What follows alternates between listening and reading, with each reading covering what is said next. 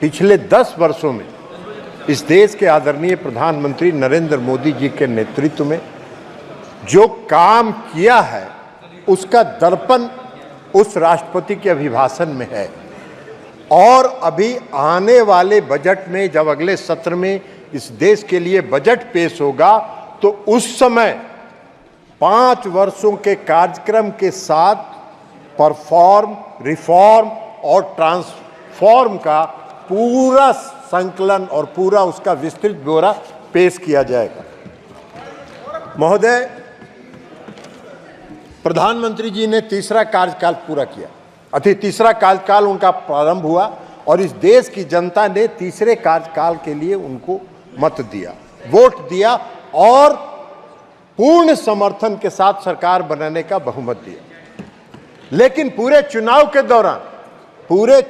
के दौरान क्या प्रचार हो रहा था?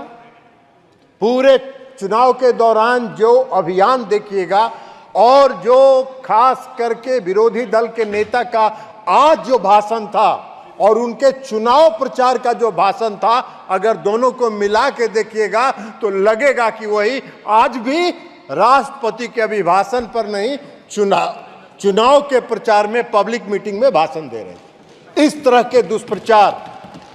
के दुष्प्रचार, संवैधानिक संस्थाओं पर हमला, आज भी संवैधानिक संस्थाओं पर हमला कर रहे थे, आज भी लोकसभा के अध्यक्ष की संस्था पर हमला कर रहे थे और उस समय भी संवैधानिक संस्थाओं पर उन्होंने हमला किया। लेकिन जनता ने रिजेक्ट कर दिया, जनता ने उसको रिजेक्ट कर दिया। जनता ने जो मोदी जी का सबका साथ, सबका विश्वास और सबके विकास का जो मूल मंत्र था उसको स्वीकार किया और पूर्ण बहुमत की सरकार बनाने का जनादेश दिया। लेकिन क्या कीजिएगा, आज भी वो बोल रहे थे। अब आपको हम एक बात बताना चाहते हैं कि देश की जनता ने जो तीसरे कार्यकाल के लिए मोदी जी को जो समर्थन दिया है, उसका स्पष्ट संदेश है कि भ्रष्टाचार पर जो आपने हमला किया है उसको जारी रखिए और इस देश से भ्रष्टाचारियों को समाप्त करने का काम करिए। इसके लिए इस देश की जनता ने दिया है। अर्थव्यवस्था में सुधार के जो कार्यक्रम आपने चलाए हैं, उस कार्यक्रम को चलाए रखिए और देश की अर्थव्यवस्था को दुरुस्त करिए। इसके लिए देश की जनता ने मोदी जी को तीसरे कार्यकाल के लिए अपना बहुमत दिया है। मोदी जी को गरीबों की सेवा करने के लिए जो उनके कार्यक्रम चलते रहे, उस कार्यक्रम पर मुहर लगाया। देश की जनता ने इनको रिजेक्ट किया, इनको अस्वीकार किया। इसलिए मोदी जी को जो तीसरा कार्यकाल मिला है, वो विकसित राष्ट्र बनाने का जो मोदी जी का संकल्प है, उस पर आगे बढ़ने के लिए देश की जनता ने मोदी जी को तीसरे कार्यकाल के लिए अपना मुहर लगाना और अपनी स्वीकृति दी है। लेकिन सभापति महोदय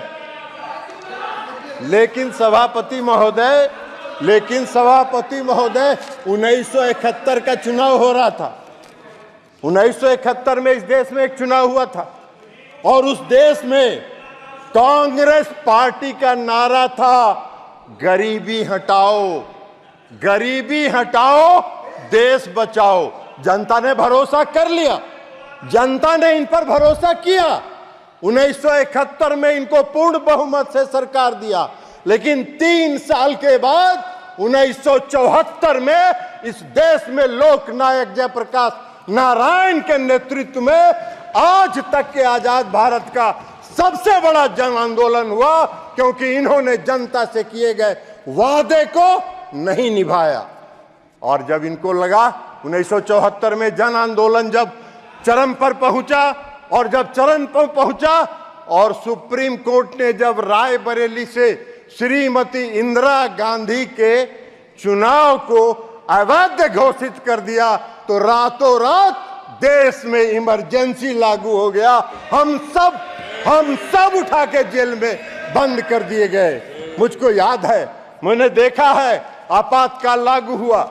आपातकाल लागू होने के बाद क्या हुआ? सारे सारे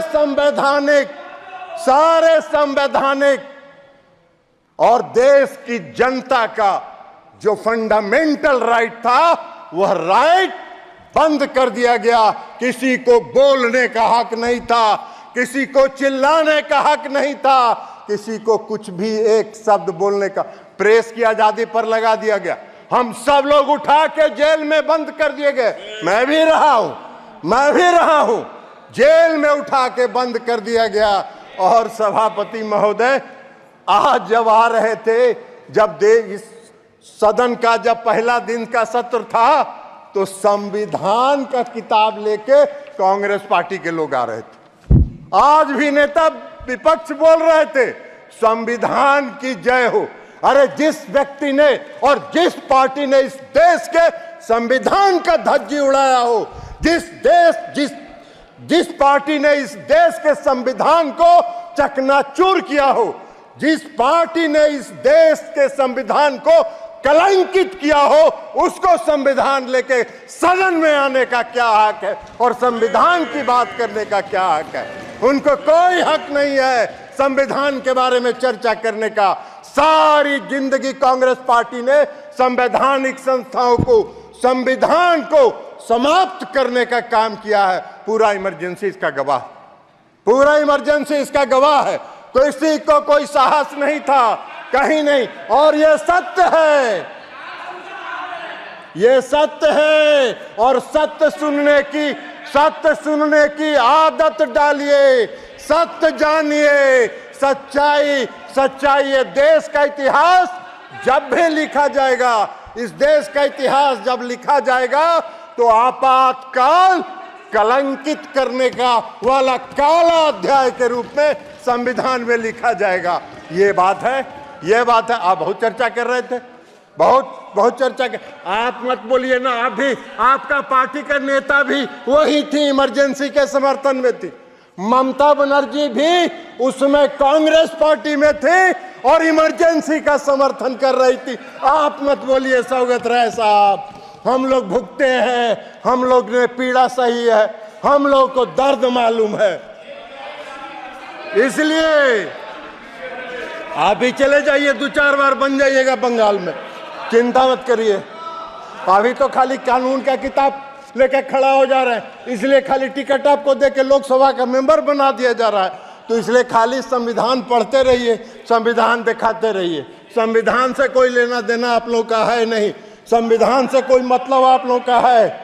और कई पार्टियां हैं इस सदन में, वो भी लेके आए, संविधान की प्रति साथ में लेके आए। डीएमके पार्टी या आपको समाजवादी पार्टी, खैर समाजवादी पार्टी और डीएमके पार्टी को संविधान लेके सदन में आने का हक है। इसलिए कि मुझको याद है कि जब इमरजेंसी लागू हुआ तमिलनाडु में, श्री करुणानिधि साहब के नेतृत्व में सरकार थी और इस कांग्रेस पार्टी ने करुणानिधि के सरकार को बर्खास्त कर दिया और सबको उठा के जेल में बंद कर देने का काम किया। लेकिन आज डीएमके के लोगों को, समाजवादी पार्टी के लोगों को की मजबूरी है कि कांग्रेस पार्टी के साथ साथ संविधान का लेके चले, लेकिन घूमिए, साथ रहिए जरूर, लेकिन संविधान को ध्वस्त करने वाले पार्टी का समर्थन मत कीजिए। यह हम आपसे आग्रह करना चाहेंगे। कांग्रेस पार्टी का एक बात, अरे जदयू का बात काहे के लिए करेंगे, देश का बात कर रहे हैं। तो आपका नेता तो भाषण कर रहा था, मंच वाला पॉलिटिकल भाषण कर रहा था, जैसे लगता है कि पब्लिक मीटिंग में बोल रहा हो। आप वही चाह रहे हो। इस देश में जॉर्ज फर्नांडिस एक नेता थे। जॉर्ज फर्नांडिस एक ऐसा नेता था जिसकी देशभक्ति रोम रोम में भरी हुई थी। इमरजेंसी के दौरान जॉर्ज फर्नांडिस को कितना कलंकित करने का काम, प्रताड़ित करने का काम और अपमानित करने का काम इन लोगों ने किया। और ये संविधान की बात कर रहे हैं, ये संविधान की रक्षा की बात कर रहे हैं। बड़ा आश्चर्य हो रहा है हम लोग। तो इसलिए संविधान की बात तो मत करिए। और खास करके नेता विरोधी दल का परिवार को कौन संविधान की बात करने का हक है? नेता विरोधी दल का परिवार संविधान विरोधी है। काला अध्याय में आपके परिवार का इतिहास लिखा जाएगा, इस देश के इतिहास। इसलिए आप वो करिए।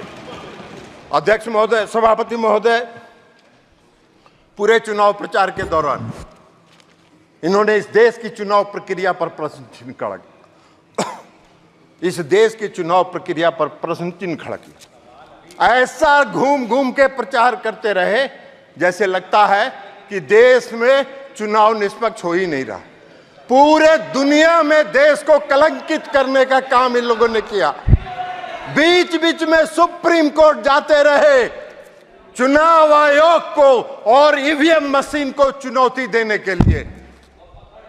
और अगर ईवीएम खराब है तो सौगत राय जी, ममता दीदी का सरकार बंगाल में कैसे बन गया?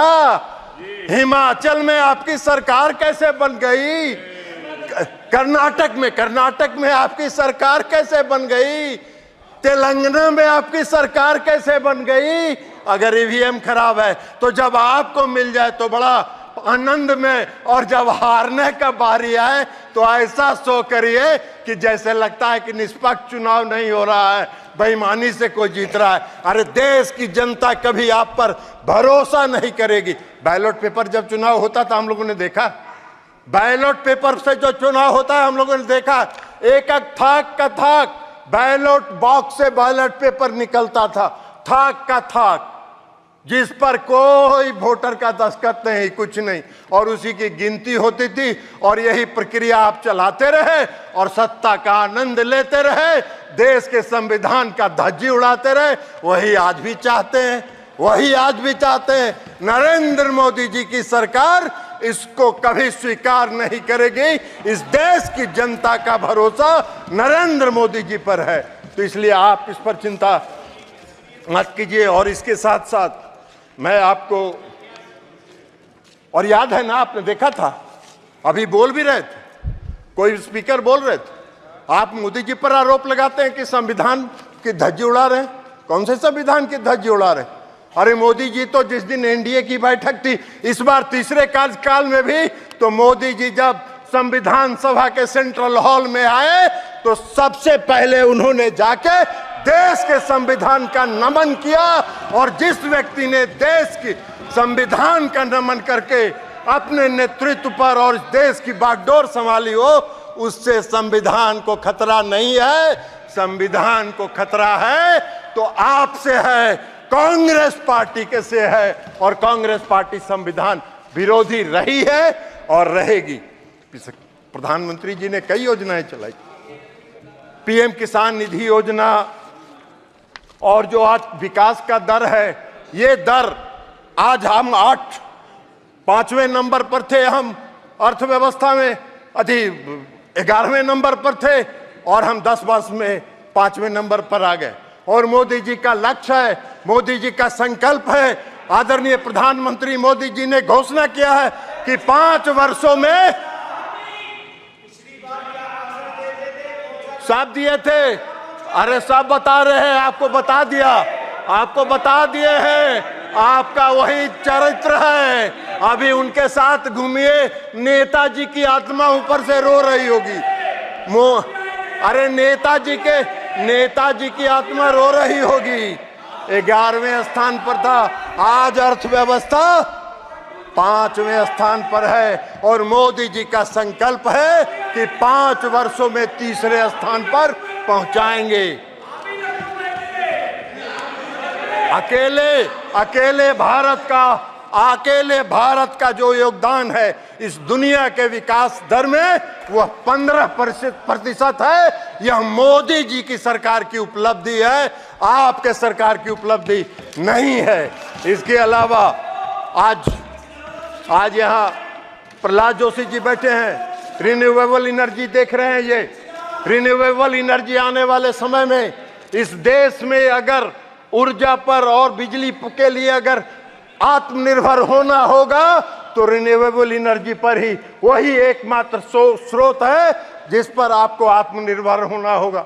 थर्मल से आपकी जरूरतें पूरी हो सकती हैं, अभी तत्काल लॉन्ग रन के लिए वह उचित नहीं है। और जो पीएम सूर्य घर मुफ्त बिजली योजना प्रधानमंत्री जी ने चलाई है, उससे इस देश के बिजली का उत्पादन सोलर प्लेट के माध्यम से बढ़ेगा, और जब बढ़ेगा तो देश बिजली के क्षेत्र में आत्मनिर्भर होगा।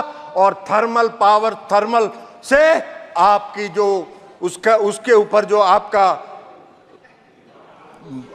है, हाँ, उसके ऊपर जो आपका डिपेंडेंस है, वो डिपेंडेंस घटेगा और आप अपने घरों में बिजली उत्पादन करके बिजली को आगे बढ़ा सकते हैं। पीएम किसान सम्मान निधि, प्रधानमंत्री मोदी जी का जो गरीबों के प्रति संकल्प है, 80 करोड़ लोगों को तो मुफ्त अनाज दे ही रहे हैं। पीएम किसान सम्मान निधि भी आज जो उन्होंने दिया है, लगभग 20,000 करोड़ रुपए से ज्यादा उन्होंने किसानों को दिया है। और इस कार्यकाल की शुरुआत के साथ भी प्रधानमंत्री जी ने 20,000 करोड़ रुपया जारी करके लोगों को घरों तक, लोगों को पीएम किसान सम्मान निधि पहुंचाने का काम किया है। पहला फैसला मोदी जी की सरकार ने